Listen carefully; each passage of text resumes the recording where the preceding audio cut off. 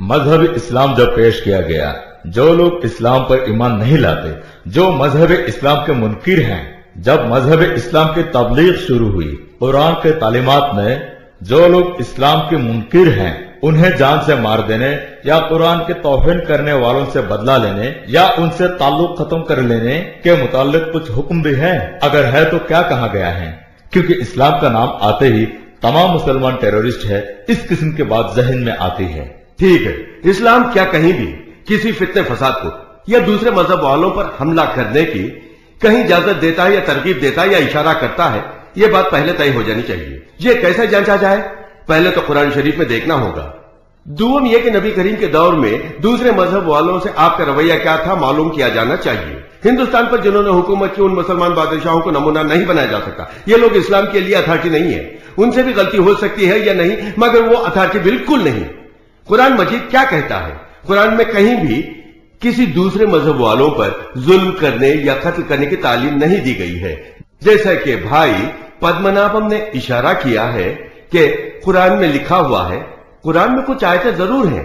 वो आयतें क्या है जानते हो? यानी वो उन इनकार करने वालों के साथ, काफिर से मुराद इनकार करने वाले, अल काफिर से मुराद उन उनकिरों के साथ। असल कुरानी मतन में अल काफिर लिखा हुआ है। उन इनकार करने वालों के साथ तुम बेशक जंग लड़ो, उनके साथ तुम बेशक जंग लड़ सकते हो, उनके खिलाफ तुम सफ आराई करो। बहुत सी ऐसी आयतें मुख्तलिफ जगहों पर कुरान में आई हैं। अब ये उन इनकार करने वालों का मतलब क्या है? उनसे मुराद जिनके बारे में पहले कहा गया हो। सिर्फ उस आयत को ले बैठे और उसे काफिरों को मानने का हुक्म समझ बैठे तो ठीक नहीं। उन यानी सिर्फ इशारा जो है उसके लिए अरबी में अल लगाते हैं, अल काफिर कहा गया है। उन इनकार करने वालों से मुराद कौन है वो इनकार करने वाले?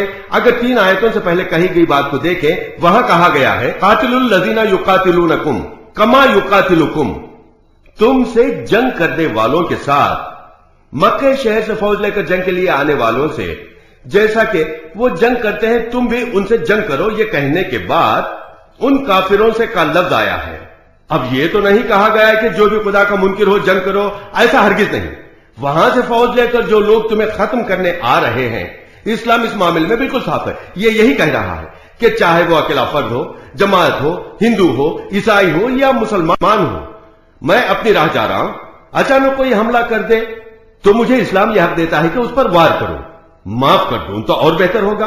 2 हुकूक मुझे हासिल है। कोई तुम पर हमला करता है, तुम्हारी किसी खता के बगैर हमला करता है, तुम अपने बचाव के खातिर उस पर वार करोगे तो खुदा तुमसे कोई सवाल नहीं करेगा, बल्कि इजाजत देता है। लेकिन माफ कर दोगे तो अफजल होगा। माफ करना यानी वो अंत आफू अकरबू इत्तकू, माफ कर देना तुम्हें तकवे के करीब लाता है। ये बात साफ है। बस ये है इस्लाम का पैगाम। इसी तरह मैं अकेला कहीं जा रहा हूं, रास्ते में 10 लोग अचानक मुझ पर हमला कर देते हैं, उन्हें मैं माफ करते हुए चला जा सकता हूं, उन पर हमला भी कर सकता हूं। यह तरीका है। लेकिन जहां देश का सवाल आ जाए, यानी अव्वल वाली इनफरादी इस्लामी इस्लाह है, जहां तक मुल्क का सवाल है, कोई हमला करता है तो जवाबी हमले से ही देना होगा।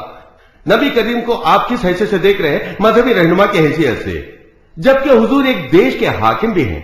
हिंदुस्तान के खिलाफ अगर पाकिस्तान हमला आवर हो, हम क्या करेंगे? हमारा रद्द अमल क्या होगा?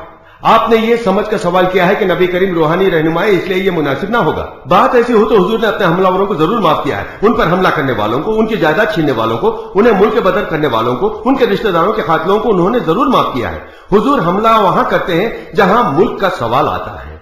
अगर बाहर से हमलावर हमला करे तो बच्चे मारे जाएंगे, औरतों को खतरा होगा, अवाम की जानो माल का नुकसान होगा। यह इनफरादी मामला नहीं है, सिर्फ नबी करीम का मामला नहीं है। यानी मदीना शहर पर आपके पाए तख्त पर अगर हमला होगा तो ये हमारे नबी करीम का इनफरादी मामला नहीं है। अवाम के महाफिज की हैसियत से, मुल्क के सरबराह की हैसियत से, जैसे अगर चीन हमला करे तो हम क्या कहेंगे? उन चीनों को खत्म कर दो, क्या हम ऐसा नहीं कहेंगे? पाकिस्तान ने अगर हिंदुस्तान पर हमला किया तो उनका सर काट दीजिए, क्या हम ऐसा नहीं कहेंगे? पाकिस्तानियों का सर काटने की बात जंग के दौरान की है, ना कि हमेशा के लिए सर काटते रहना है। वो भी कब कहेंगे? अगर जंग छिड़ जाए तो हम खुद कहेंगे कि सांप, बिच्छू, कीड़े मकोड़े खाने वाले चीनी को देश से अपने भगा के छोड़ेंगे। ये गीत जब हम स्कूल में 3री जमात में थे हमें सिखाया गया था। जब वो हमलावर हुआ तब के लिए, जब वो जंगी दुश्मन बनता है तो उसका जहरीले सांप, कीड़े मकोड़े खाना याद आता है। अब क्या है? اگر امن کے نام پر ہاتھ بڑھائے تو کچھ بھی نہیں. یہی تو حقیقت ہے. معلوم ہوا کہ جنگ کے موقع پر ملک کے حاکم کی حیثیت سے نبی کریم حکومت کے سربراہ تھے. اس موقع پر یہ حکم صادر ہوا. یہی اصلیت ہے. ایسا جس جگہ آیا ہے کہ کافروں سے جنگ کرو، لیکن اس سے پہلے ہم یہ دیکھیں گے تو یہ کن کے بارے میں معلوم پڑے گا؟ ان کے بارے میں جنہوں نے شہر بدر کیا، جنہوں نے جائیدادیں ہڑپ کر لی، مکہ معظمہ سے بھگا کر تمہاری جائیدادوں سے تمہیں محروم کر دیا. اس پر بھی تشفی نہ ہوئی تو جہاں تم ہو اس شہر پر فوج لے کر چڑھائی کر دی.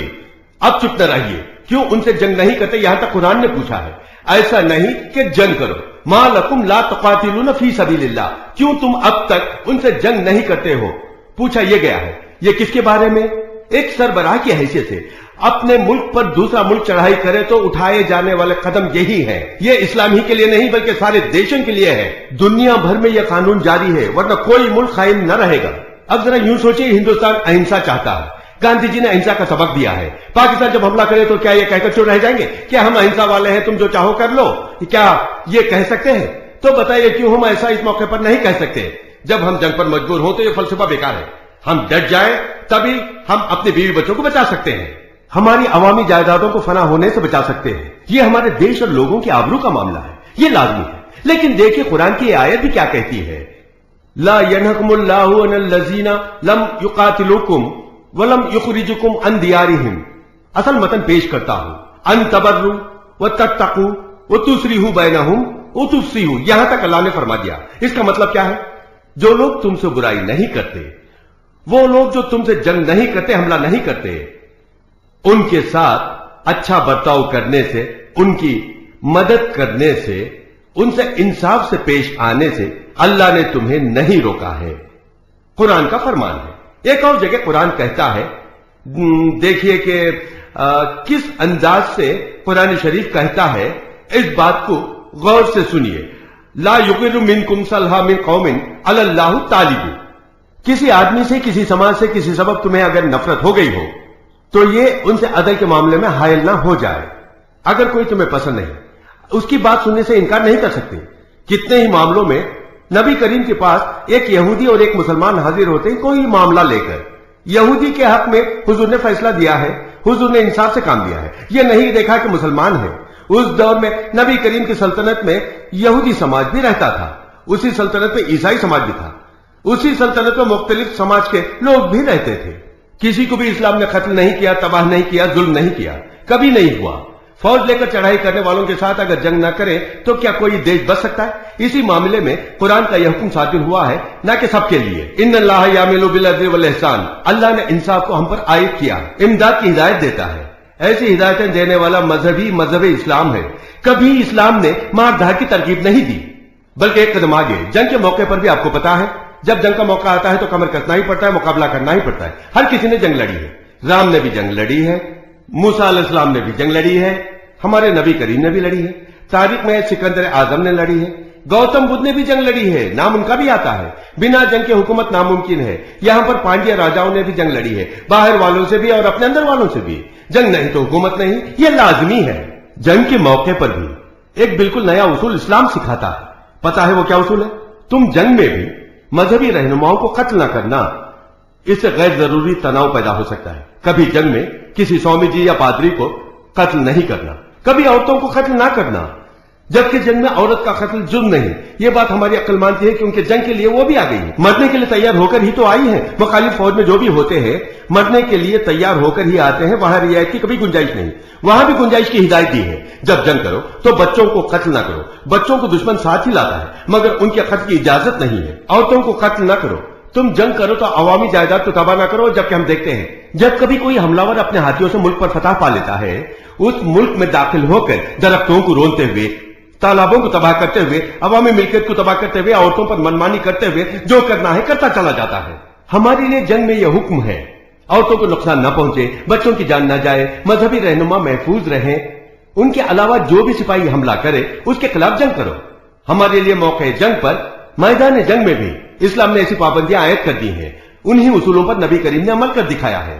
حضور کے دور کی تمام جنگیں انہی اصولوں پر قائم رہتے ہوئے لڑی گئیں. اس بات کو ذہن نشین کر لیجئے. اب دیکھیں نبی کریم کے دور حکومت میں دوسرے سماج کے لوگوں کو جو حقوق حاصل تھے کسی سماج کو حاصل نہیں ہوئے کسی بھی زمانے میں. اس حد تک کہ مسجد میں آ کر کرتا پکڑ کر سوال کرتے تھے، اے محمد ہم بھی تمہاری ہی رعایا ہیں، ہمیں حق دو. ایسی بھی غیر مسلم رعایا رہا کرتی تھی. اس لحاظ سے یہ بے مثال نمونہ ہے.